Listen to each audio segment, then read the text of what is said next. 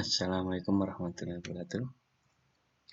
Bertemu lagi di Matematika Peminatan kelas 10. Yang pada kesempatan kali ini kita akan membahas tentang logaritma. Kalau kemarin kita membahas tentang eksponensial, sekarang kita membahas tentang logaritma. Sebetulnya apa itu logaritma? Sebelum masuk ke logaritma, kita akan singgung sedikit tentang eksponensial. Jadi ketika kita memiliki 2 pangkat 3 itu sama dengan 8.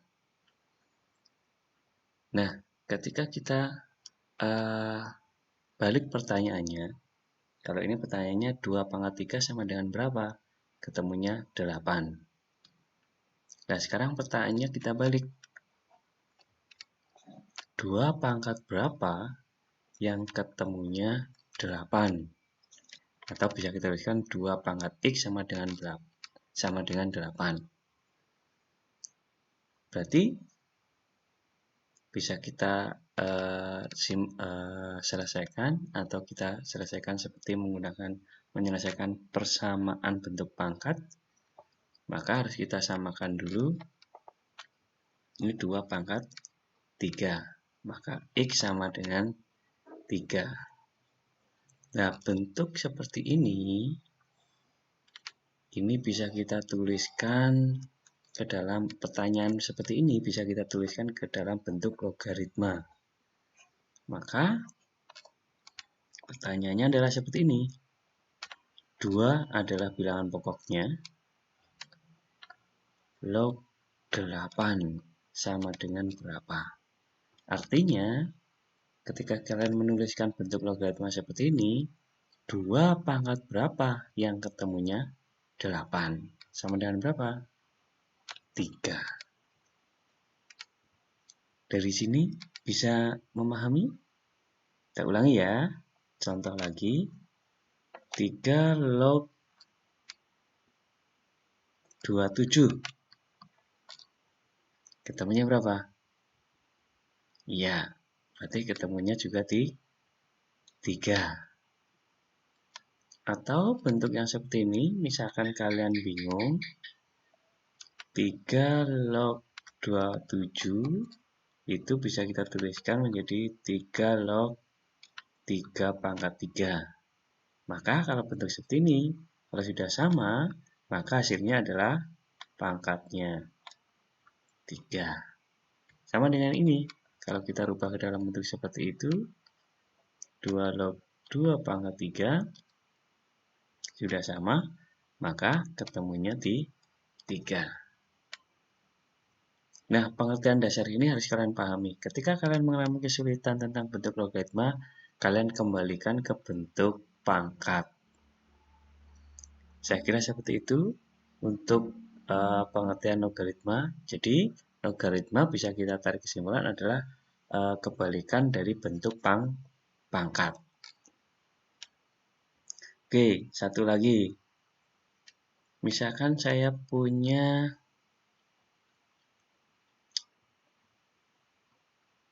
4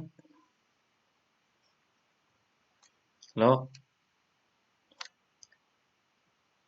16. Nah, yang mudah-mudah dulu ya. Saya kira untuk biar kalian paham. Berapa ketemunya? 2. Ya, saya kira tidak ada masalah. Nah, untuk membantu kalian menyelesaikan logaritma dengan cepat, permasalahan logaritma dengan cepat, maka kalian harus memahami sifat-sifatnya. Jadi kita akan belajar memahami sifat-sifat logaritma. Yang pertama, ketika kita memiliki sifat A log 1 itu akan sama dengan 0. Kita contohkan, ini sifat yang pertama ya. Misal saya punya 2 log 1. Ketemunya berapa? Kalau kalian bingung berarti gimana? 2 pangkat berapa yang ketemunya 1? 2 pangkat 0. Maka ketemunya adalah 0. Saya tuliskan lagi. 10 log 1. 10 berapa? 10 pangkat berapa yang ketemunya 1? 0 juga. Jadi bisa kita tarik kesimpulan semua bilangan bilangan logaritmanya berapapun, maka ketemunya akan 0. Lanjut ya, sifat yang kedua. A log A sama dengan 1. Contoh, berarti misalkan 2 log 2. Berapa ketemunya berarti? Menggunakan sifat ini. 1. 2 pangkat berapa? Yang ketemunya 2? Ya pangkat 1. 10 log 10. Berapa ketemunya? 1. Artinya ketika sama, maka hasilnya adalah 1. Lanjut, sifat yang ketiga. A log A pangkat X. Maka hasilnya adalah X. Seperti yang tadi disinggung di depan. Jadi misalkan kita punya 3 log 3 pangkat 4. Maka ketemunya berapa? 4. Betul. Paham ya? Nah, tapi ini harus sama. A log A. 3, 3, 4. Maka ketemunya 4. Contoh lagi misalkan 2 log 2 pangkat 3. Yang tadi ya, 2 pangkat 3, 8. Maka ketemunya 3. Lanjut sifat berikutnya. Ketika kita punya A pangkat A log Y. Maka ketemunya adalah Y. Contohnya adalah 2 pangkat 2 log 3 misalkan. Maka ketemunya adalah 3. Ini dan ini harus sama. Saya kira sifat dari 1, 2, 3, 4 silahkan kalian cermati. Jangan dihafalkan, tetapi dipahami. Kalau ada seperti ini, oh ternyata ketemunya 4. Kalau ini sama, kemudian ini pangkatnya 4, maka sini ketemunya 4. Jadi seperti itu. Jangan dihafalkan sifat-sifatnya ini. Tapi kalian coba memahami menggunakan apa? Menggunakan angka. Paham ya? Oke, kita lanjutkan. Sifat yang berikutnya. Sifat yang kelima. Ketika kita mempunyai A log X dikali Y, ini perkalian ya, maka sama aja dengan A log X ditambah dengan A log Y. Begitu pula sebaliknya. Penjumlahan berarti bisa kita gabungkan menjadi bentuk perkalian. Perhatikan. Misal kita punya 2 log 3 dikali 5. Artinya bisa kita tuliskan menjadi 2 log 3 ditambah dengan 2 log 5.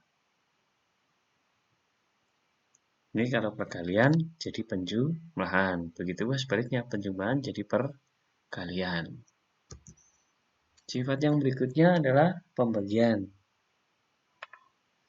Misal kita memiliki A log X dibagi Y, itu sama aja dengan A log X dikurangi A log Y. Misal 2 log 3 dibagi 5, maka sama aja dengan 2 log 3 dikurangi 2 log 5. Saya kira tidak ada permasalahan. Sifat yang ketujuh. Misal kita mempunyai A log X pangkat N. Artinya, N-nya ini pangkatnya bisa kita taruh di depan menjadi bentuk perkalian. N dikali A log X. Ini pindah ke depan. Contoh misalkan saya punya 2 log 3 pangkat 5. Artinya, pangkatnya bisa kita jadikan bentuk perkalian, berarti 5 dikali 2 log 3. Paham ya? Kalian cermati, ntar sambil ditulis, kalian cermati. Kemudian yang sifat yang ke-8. Kalau tadi pangkatnya di belakang, sekarang pangkatnya di depan. Kita punya A pangkat M log X. Itu akan sama dengan, kalau jadi tadi bentuk perkalian, sekarang jadi bentuk pembagian. Ya, dikali A log X. Jadi pangkatnya di bilangan pokoknya ya. Contoh misalkan 2 pangkat 3 log 5. Berarti karena pangkatnya di depan, berarti jadi pembagian. Berarti 1/3 dikali 2 log 5.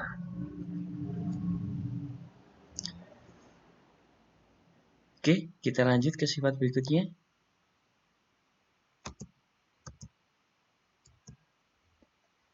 Sifat yang ke-9. Nah, ini gabungan dengan tadi. Misal kita punya A pangkat M log X pangkat N. Nah, ini digabung. Maka yang N-nya perkalian atau yang di atas, M-nya yang di bawah karena bentuk pembagian. A log X. Jadi misalkan kita punya 2 pangkat 3 log 5 pangkat 2. Maka 2-nya di atas, 3-nya di bawah, dikali 2 log 5. Di gabungan yang tadi. Sifat yang berikutnya sifat yang ke-10. Ini yang sering dipakai. Jadi misalkan saya punya A log X. Ini sering dipakai ya. Bisa kita rubah ke dalam bilangan pokoknya yang sembarang P. P sembarang, berapapun boleh. P log X dibagi dengan P log A, maaf. P log A. Saya hapus dulu.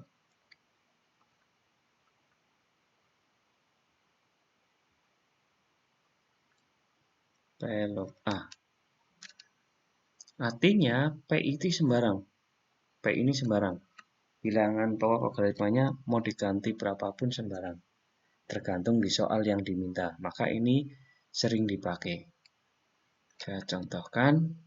Misalkan saya punya 3 log 5. Bilangan pokoknya mau dirubah ke 7 misalkan. Maka 7 log 5 yang atas tetap di atas dibagi dengan 7 log 3. Bilangan pokoknya berubah jadi 7. Yang tadinya berapa? 3. Nah, ini yang sering dipakai. Atau bisa juga sifat yang ke-10 itu, nah, kalau saya punya A log X, itu bisa dibalik. Tapi di sini juga jadi ikut dibalik, jadi seper. Tadinya A log X jadi X log A. Contohnya, misalnya saya punya 2 log 5, itu bisa kita rubah menjadi atau sama dengan 5 log 2. Nah, sifat-sifat ini yang akan dipakai ketika untuk mengerjakan soal-soal logaritma. Jadi kalian harus perhatikan betul. Yang terakhir, ini yang bentuk khusus dan sering sekali muncul ketika kita memiliki A log B dikali dengan B log Y. A log B dikali dengan B log Y sama dengan A log Y. Jadi perhatikan, ini kalau sama, berarti tinggal yang diambil adalah depan dan belakang. Ini sama.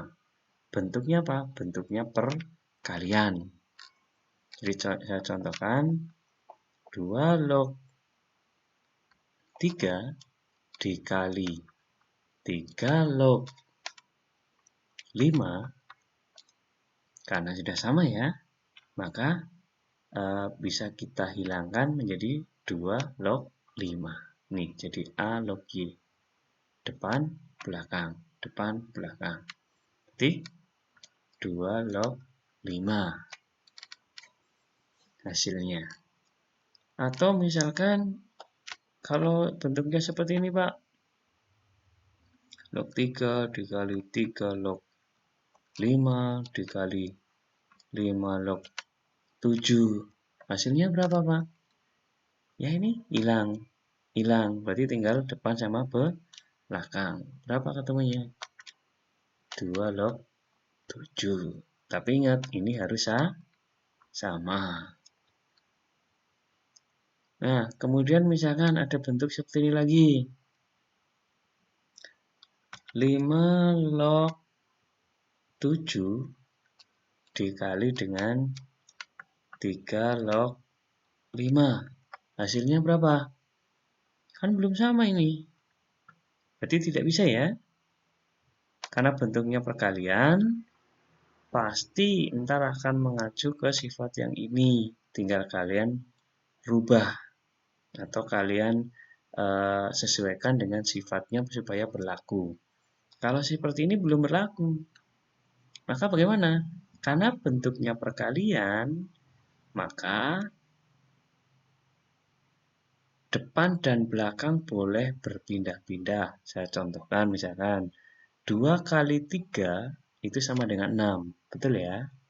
Kalau dibalik 3 kali 2, berapa ketemunya? 6 juga. Maka karena bentuknya perkalian, bisa kita tuliskan ini jadi di depan, yang ini jadi di belakang. 5 log 7. Sama nggak antara ruas kiri dan ruas kanan? Sama, karena bentuknya perkalian. Nah, ini sudah sama. Berarti tinggal kita bisa gunakan sifat yang nomor 11. Maka hasilnya adalah 3 log 7. Seperti itu. Nah, silahkan sifat-sifat dari logaritma ini kalian betul-betul cermati, sehingga ketika kalian menyelesaikan permasalahan logaritma itu sudah tidak ada permasalahan. Nah, selanjutnya ntar di latihan silahkan kalian coba kerjakan. Untuk pertemuan kali ini saya kira cukup. Besok kita lanjutkan ke operasi logaritmanya, kebersamaan logaritmanya, pertidaksamaan logaritmanya. Nah, terakhir besok sampai ke fungsi dari logaritmanya. Saya kira untuk pertemuan kali ini kita cukupkan. Saya akhiri saja. Assalamualaikum warahmatullahi wabarakatuh.